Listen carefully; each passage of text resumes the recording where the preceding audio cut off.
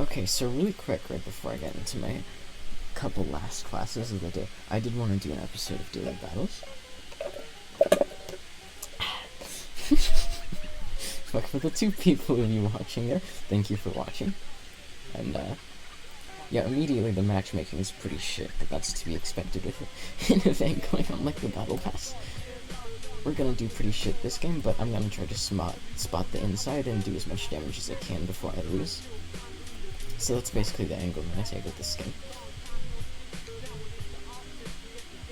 But yes, especially since their team is pretty stacked. Okay, at least the IS4 made a good call.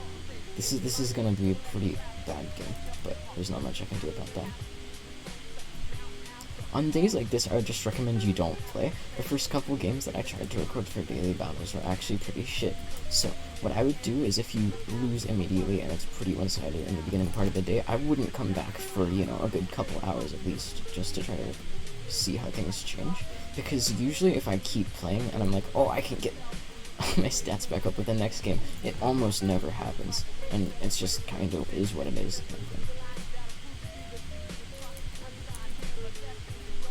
Playing this angle is not very effective. What I think I should do is, because I can't get damage here, I can probably get damage on the flank where the Sheridan is. I'm gonna take the longer route just so I don't bleed for no reason, and especially since things are pretty even right now.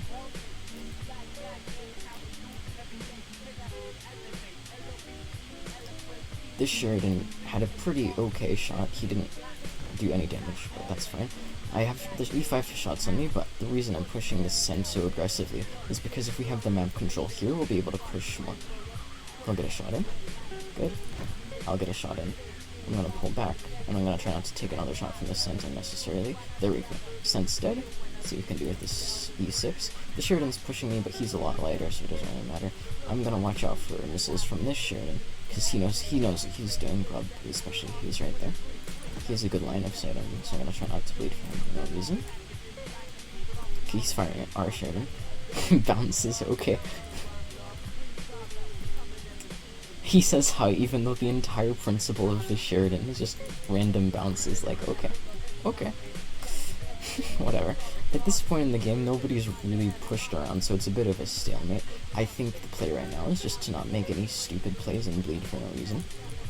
This gun is really disappointing. Imagine if I'd played the 62, I would have done the 6k limo. Okay, let's see. Let's see what we can do. I'm firing so many shots and nothing is happening. Okay, finally we got a pen.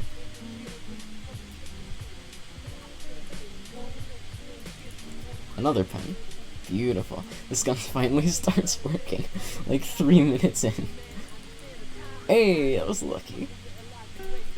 Beautiful. Let's see, can I push right into my gun. Beautiful. And the reason I'm spamming heat is because if he wiggles at the last second, I have a higher chance of just penning him. Because if my shot lands somewhere where AP wouldn't pen, I'll be glad that I fired heat in the end. That doesn't pen, that's to be expected, that's okay. His gun is pretty bad though. It is what it is. Yeah, this is a really slow game. Okay, E5's pushing. Let's see if we can get damage into the E5. 183, is he... Okay, I was really lucky. I'm just getting bored at this point. That was a really bad play, and I really wouldn't advise that, but I only made that because I just took the chance, and I saw that he was not focused primarily on me. So I really would not recommend that, but in this situation, I'm just getting bored. There's 3 minutes left. There's a good chance this will be a stalemate, or it'll just end in a stupid way. Okay, let's see.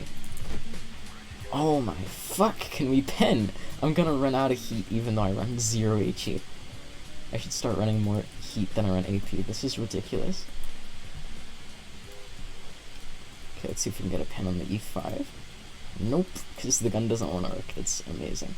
Let's see. Let's see. Yep. I'd much rather take that hit and guarantee the E5's dead, especially when we only have 3 minutes in the game left. E6 is pushing, we're trying to bait a shot. And at this point, I'm conserving heat because I'm actually going to run out of 25 shots of heat. I can guarantee you the end plates are going to be like -20 trillion credits. But we do 3k.